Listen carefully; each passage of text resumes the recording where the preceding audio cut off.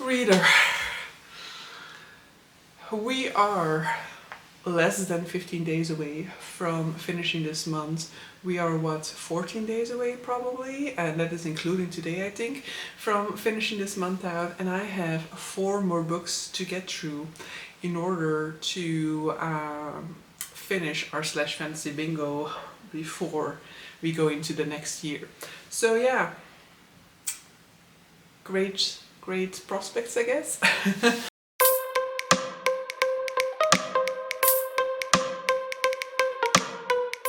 So, if you haven't seen my previous video about the first half of this month, then I will have this one linked up above. But so basically I did a first vlog for the first half of the month of March in order to go through the books that I have left for our Slash Fantasy and try and get myself finished and up to speed. But currently we are down to 4 prompts. I have 4 prompts left, 14 days. So yeah, we're gonna have to pick up the pace. I am still listening to a book, and I am physically reading another fantasy book, and I had hoped to get like some time before the 15th of March to kind of squeeze those in, but then yeah, that didn't end up happening, and so I took a few days after the 15th to just get a little bit of progress in those 2 before I jumped into anything new. I don't like to have too many things going on at the same time. I do always have some things going on at the same time, but you know, I had the same books going on for like a week, the same 4 books, and so I was like, you know, I just want to be able to finish some out so that I can have a new batch going. But so yeah, here we are, 18th of March, we are starting this, and this is what the Fantasy Bingo board looks like at this point in time. So I have 4 prompts left to go. Let's see if I can remember them. Cozy SFF. The hard mode for that is an author you've not read from before. That can be easy, because I can go for something short. Then we have pirates, the hard mode being pirates that are not seafaring pirates. For this one, the book that I've chosen is also, I think, relatively short. Then we have LGBTQIA+ protagonist, hard mode being somebody who is also a minority on a different scale. This is going to be behind me somewhere. Yes. To Ride a Rising Storm, the second book of the Non-Peshewated series by Monarchical Black Goose. This is about an indigenous character, and so this is a book that I want to be getting to. It is also decent. It's like 400 pages. I did not reread the first one. I'm hoping that that is not gonna work against me while reading this one, because I will admit that I just know like the broad strokes, but hopefully it will be like, it will all become clear to me again as I go through this book. And then the final thing that I still need to read is the epistolary prompt, for which the hard mode is that the entire book is written in a format that only has like interview segments and stuff like that.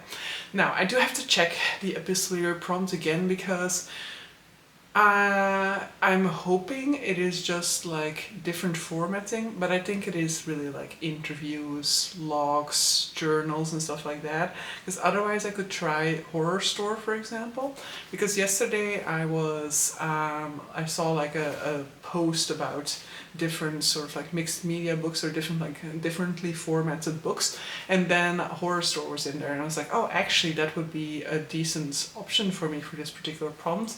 But I don't think it actually fits the r/fantasy version of this prompt, where it really mentions that it has to be epistolary. So because the Horror Store is like a book that is like written as if it's an IKEA catalog, and that looks interesting, and I think it also will read very fast. Because I tried the sample for the Illuminate files, but actually I wasn't all that intrigued to begin with to go through this book, and I know it's also pretty massive. So yeah, I wasn't fully like convinced that I wanted to give that one a go. It seemed to me that like Horror Store would probably be a better fit for me, but I think that probably it won't actually fit the prompt. So yeah, oh yeah, I don't have my phone with me here. Okay, So you won't get my reaction, but I'll insert a clip of a spin that I'll do, because I'll do a spin to determine what the next prompt is that I should be reading for. Ideally, I wanted to read this one early enough so that it could count as my January release for Hurt Yet. However, the audiobook that I'm currently listening to and that I'm almost that I'll be finished with either tomorrow or the day after that, that one is a January release, which was published on like the 27th of January or something like that. So I do still fit the 60 days one for that. So there is no time pressure when it comes to this particular book, except then of course the 31st of March. We've got this, guys. I've got this. I've got this. It's gonna happen. It is going to happen, okay?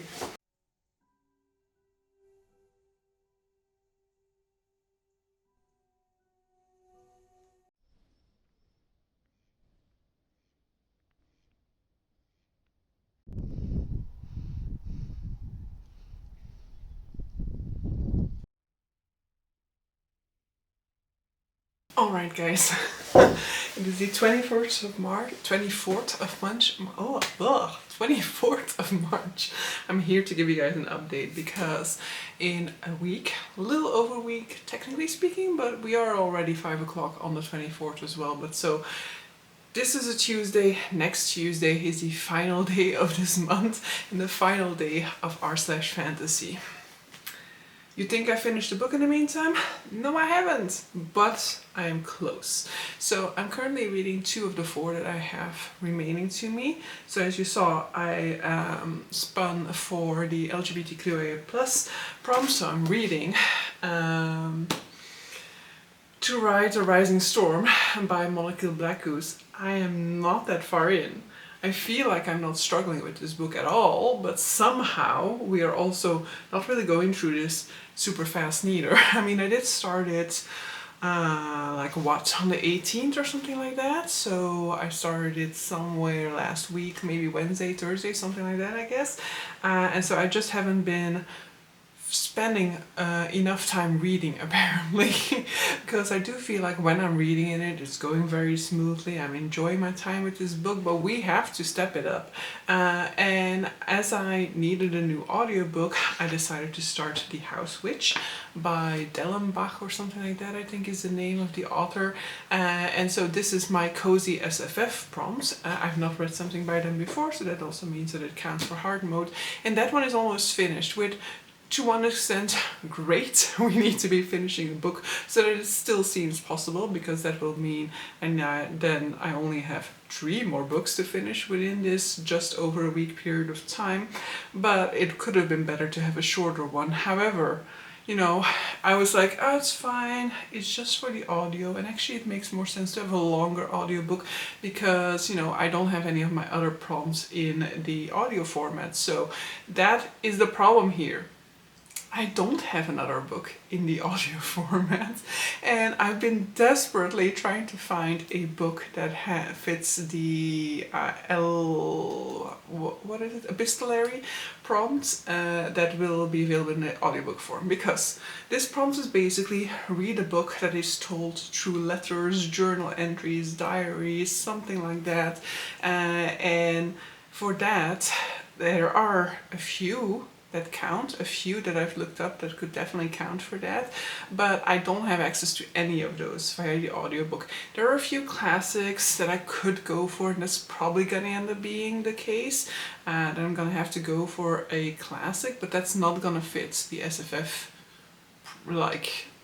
genre neither. And actually for some of the others that I was considering, like the Guernsey Literary Potato Peel Society or The Color Purple, they also wouldn't have hit the fantasy side of this. Maybe Color Purple is Slight Magic Realist, that I don't even know.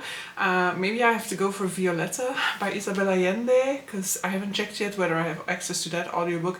That apparently fits the prompt, and that has more of a chance of being magical realist, which we can at least put in the fantasy realm somewhere. But yeah, I just don't have a book that fits this prompt. I probably have already done easy mode for this, or like regular mode for this, so I can also call it quits on that probably. Just go through what I've read this year and kind of see if I can remember a letter being in one of these, because if there is a letter in it, like fully like the letter is fully in there, you can get to read the letter, then that is already enough for it to count, for example. So yeah, we'll have to see. I am slightly more worried at this point in time that we still haven't finished another book, and I just don't have an audiobook for something that can count for epistolary. Maybe I need to look for Space Pirates audiobook, because I have a book for that, Red Scholar's Wake, which I do know that somebody said that she didn't really think that it counts for like hard modes, but there's literally somebody who calls them Space Pirates in the sort of like, you know, not a blurb, but on a book cover you oftentimes have sort of like recommendations from other authors, so other authors who are praising that particular book. One of these authors calls that book a space pirate book, so I'm counting it regardless for hard modes. But yeah, I don't have that via audiobook, so I don't have any audiobook option for when the House Witch finishes.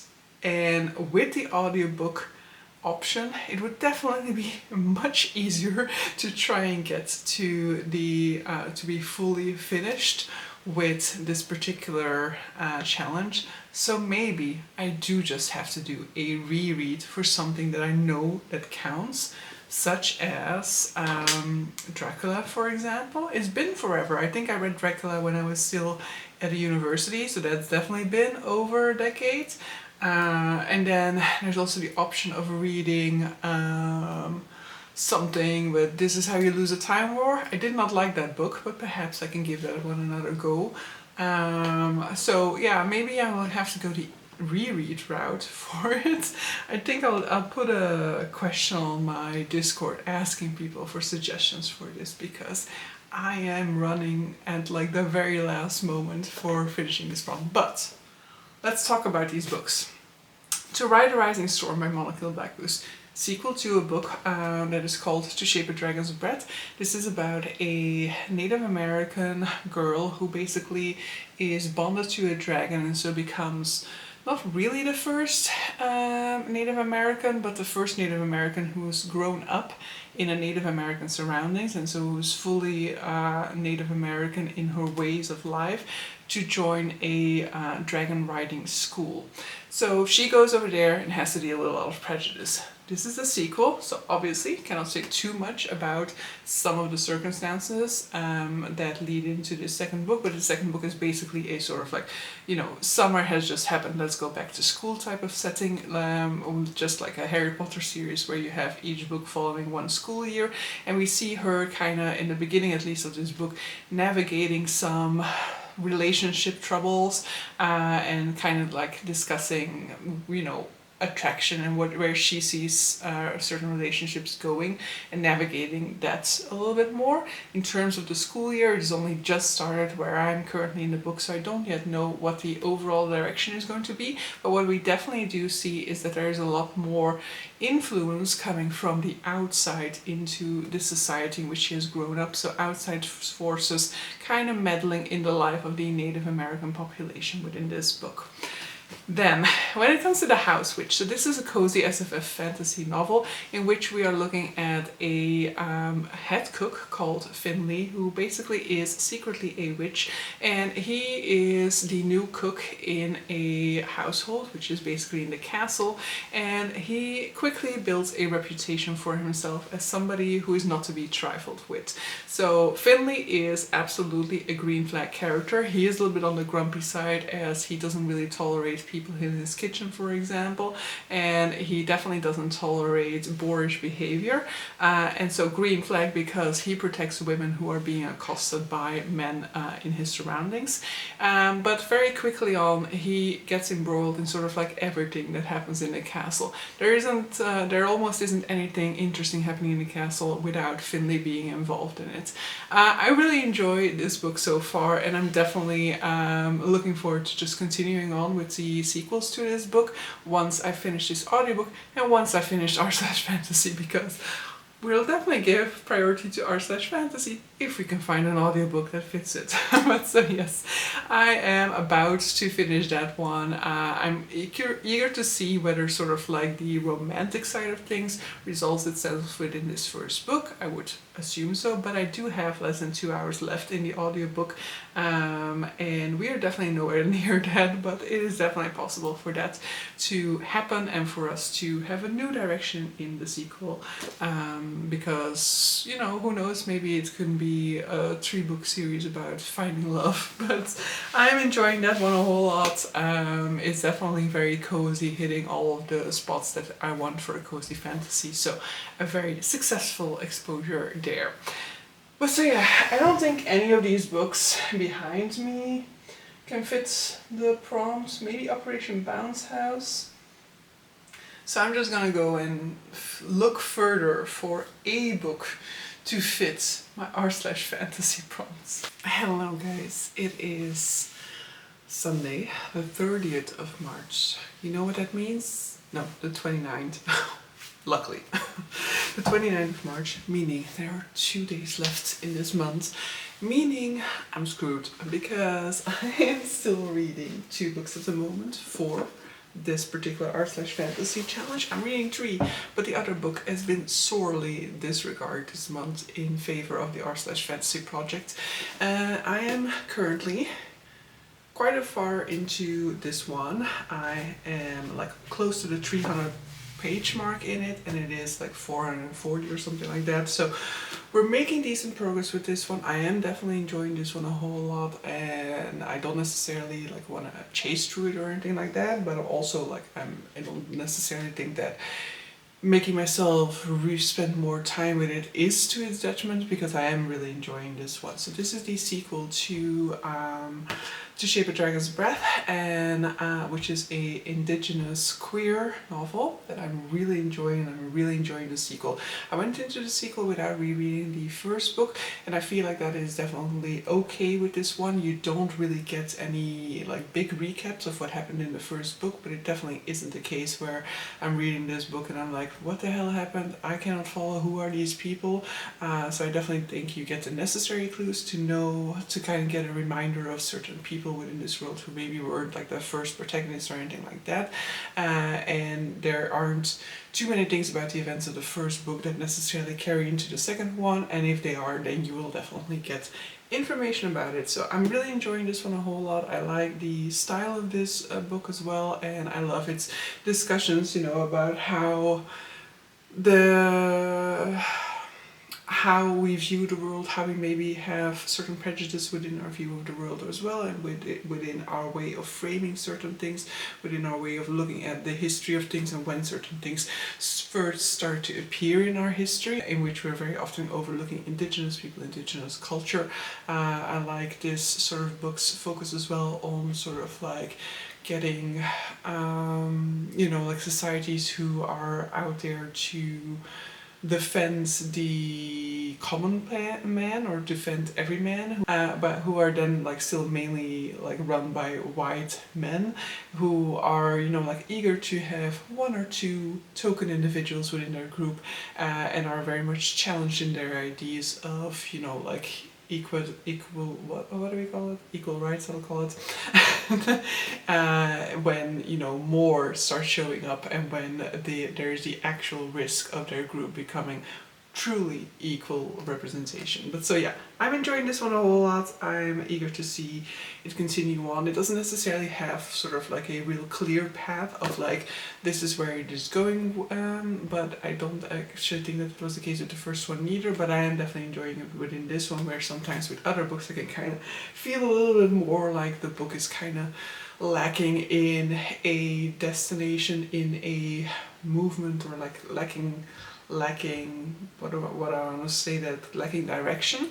I don't have that feeling with this one, even though I don't necessarily feel like we're moving towards a specific occurrence within this one, but for this one, for some reason, it just doesn't bother me at all.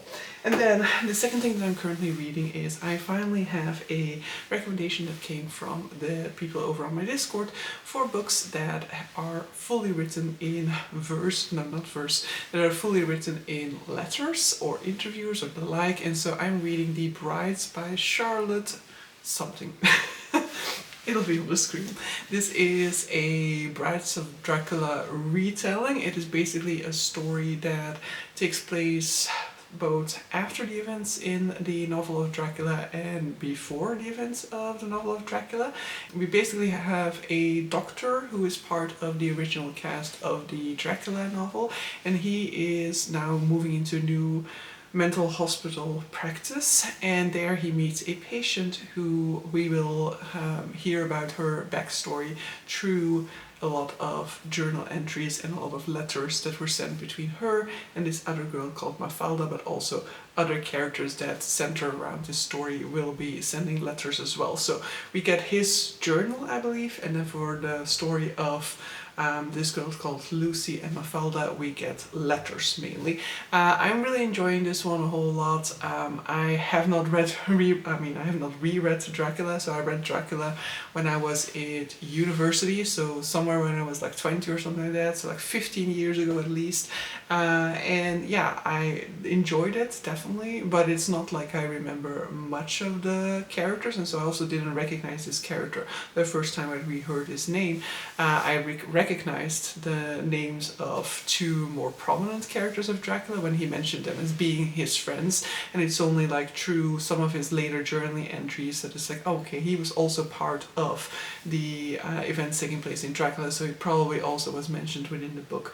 But so yes, we are going to be focusing in, I assume based on the title, on the Brides of Dracula, so the female vampires who are basically like in his dungeon or something like that, and this is clearly from early on hinting at a sapphic romance, which I'm enjoying a whole lot. I like this format a lot. I think it works very well for a story like this, a darker horror type story, and so it's very atmospheric to listen to it, even though currently we are having a lot of very sunny days as well, so it's not necessarily fitting the like the overwhelming light that is coming into my windows these days, but I am enjoying being like pushed towards this darker atmosphere, the darker, gloomier days, which I have to admit I actually prefer.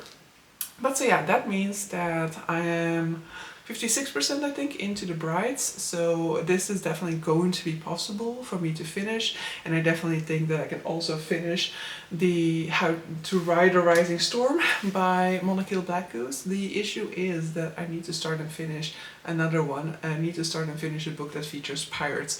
I might have to like forego the idea of hard mode there, which is pirates that are not seafaring pirates, and maybe I can just look for a manga or something like that featuring pirates. Does One Piece, is that technically pirates? No, right? It's just like they're just sailing. I don't think that they're actually pirates. I'll have to look into that, because that may be an easy way out, because you know, I don't think I have read anything this year that could be said to have pirates in it, like of itself. So otherwise, you know, I could just go and log something that I've read in the past as regular mode and be done with it after I finish these two books, but I don't think I even did that. So I think I really have to read another book for me to be able to finish r/fantasy, and it is definitely coming down to the wire, because as said, I am quite far along in these books, but it's not like I am like about to finish any one of them. It's not like I have 1 hour left in the audiobook and like 20 pages left in this book. You know, I do still have over 100 pages to go in that book. I don't know how many hours, but definitely still 4 or something like that in the audiobook, so that's definitely doable for the time remaining, but considering I need to start and finish another book in between there, probably not. But so yeah, over the past week I've basically been reading those 2 books mainly, and then I've also gone on a party for with the office. So we had our annual office party in the Atomium in Brussels. I had never been inside. I don't necessarily think it's all that worthwhile, and the acoustics are definitely not that great for a party, but I definitely did have a good time at the party nonetheless. And then yesterday I went with some friends to Brussels again, and we went to the Waterstones, which means that I have 3 more books added onto the TBR, which means that the TBR is surprisingly close to 30 books, which is definitely not somewhere that I thought we were going to be right now, right about now. So we need to tackle this. April, I'm going to heavily focus on books that are on my physical TBR. It also just works with the choice that I made for Magical Readathon. But yeah, we'll have to see, because I'm not comfortable with the number that this TBR is sort of like sliding towards. Reader, I have managed it! I am so happy to say that I have managed to finish everything. I have done r/fantasy bingo. I didn't fully do hard mode. I think there were like 3 prompts or so for which I did regular mode. In any case, I didn't fully do the hard mode the way you're supposed to, because you're also supposed to have like a review over on r/fantasy Reddit, but I never do that. I just consider it hard mode if I hit the hard mode version of the prompt, but I also didn't manage to do that fully. But so yeah, I finished The Brides by Charlotte Cross, I think her name is, and I think that that one is really a great read. I would highly recommend it, especially for like the October month, the spooky season, because it is really atmospheric, and you know, it just managed to give you that same sort of like gothic dark feel that Dracula does, and the formatting really works very well for that particular book. So I had a great time with that one. I think I ended up giving it like 4.25 or something like that in terms of stars. There's not really a reason for me to say that it's not a 5-star read, except for the fact that, you know, I had a great time with it, but it's also not something that I was like, oh, I'm gobbling it up, I cannot wait to listen to it anymore, I cannot wait until I get back to listening to it. So that's why I just gave it a little bit lower, but it's still a really good book that I had an amazing time with. Then I finished To Ride a Rising Storm by Molecule Black Goose, which I really love a whole lot. I don't know whether it should be a 5-star or not. I don't even remember what I ended up rating this one, because these books are just such a weird experience always. They're sort of like fantasy of manners, as in it is taking place in this society that still very much has these very traditional views on women and women's role in society, and then especially on women who are also not white women and their role within society. And so a lot of it is into addressing those injustices and the views that the colonizers have on the colonized, basically, because this protagonist is a Native American, or a native person within the fictionalized version of America that the story is taking place in. And so this is what we're mainly addressing, but aside from that, is basically we're just going through the year at this sort of like, let's call it a dragon university or a dragon high school, as these kids are taking on classes to prepare them for a career as a dragoneer afterwards. And I love them a whole lot, but it's also like so it feels like it doesn't have stakes, whereas of course it has stakes because we're looking at these huge injustices in the world. But there are also stakes, and like the ending of this book was like very explosive, and at the ending I was like, I need a third book right now. And even when as I said, it doesn't necessarily have many stakes throughout the middle section of the book, for example, I am like pulled forward. I do want to continue reading. This is a book in which I constantly want to be reading on into the next chapter. So it is a great success, and so to that extent it feels like a 5-star, but because it doesn't really have that same sort of like explosiveness as other books that I really enjoy, I almost feel like it isn't that, because it's like, it's not, I don't know, it's just small in a way that makes me think like, is this a 5-star? Do I enjoy it enough to be a 5-star? But I think that probably the conclusion is that it is. But so let's stop over analyzing my star rating and just say that I enjoyed this one a whole lot. If you like fantasy and you want to diversify your fantasy reading, definitely give this one a go. If you are somebody who loves to read diverse fantasies, then this is definitely another one for you to check out, because as I said, this one is written by a Native American woman. It has Native representation within it. It is looking at the injustices and the differences of cultures and ways of looking at life that she has compared to the people around her, while also having a additional nuanced character in there, which is the character of Theod, who is this boy who is a Native American, but he is basically grown up in a situation where he was raised around white people and by white people, and so his values are very much aligned with white society, and his view on himself and his people is therefore also colored by that experience. And so I just enjoy the series a whole lot. I love the representation in it, but also the conversations that are had, because our protagonist is not somebody who shies away from standing up for herself or who cowers in a corner and is basically just trying to get through life being as unobtrusive as possible. She will stand up for herself and she will claim a place for herself where, you know, she is potentially not necessarily wanted. She will still make her presence known because she is not somebody who's just gonna cower away. And so I love that about her a whole lot. And then the final thing that I still read was One Piece Volume 1, and basically the only reason that I'm reading this is for the Pirates Prompts. And I had another book for the Pirates Prompts. It was just that there was no way that I was going to get that book done in the final day, basically. So One Piece was the most logical solution, a manga with pirates that I could easily get through. I didn't really want to spend any time into looking for other mangas that could potentially fit neither, because I will admit that I've never in my life had an interest in reading One Piece, and after having read the first volume that didn't necessarily change, because yes, it was a fun enough time, and you know, I wasn't bored, it wasn't a chore or anything like that to go through it, but it also did not interest me yet. It didn't pull me in, it didn't do anything in that first collection to make me go like, oh, I'm interested to see where this is going. And so yeah, I can easily like never pick up another One Piece volume after this one, but at least we've given it a go now. Maybe I should watch like the first episode of the, it has like an animated series, right? It also has a, what is that called? A real cast version, but I think I'm more interested in an animated style than I might be in live anime. Is that what it's called? I don't know, whatever. But so, we are done with the month of March. I had a good time in the month of March, but it also totally set me back when it came to this pile behind me, the TBR card. So in April we're definitely going to have to fit those in. R/fantasy is something that I tend to not really focus on, and that has been clear here, because this was the first year in which I actually tried to finish R/fantasy like consciously, in which I didn't just look back on my reading year and see if I fit the prompts or not. And so yeah, clearly I didn't actually actively do this. It is just that in the final month I finally realized, oh, wasn't this something that I was going to try to do?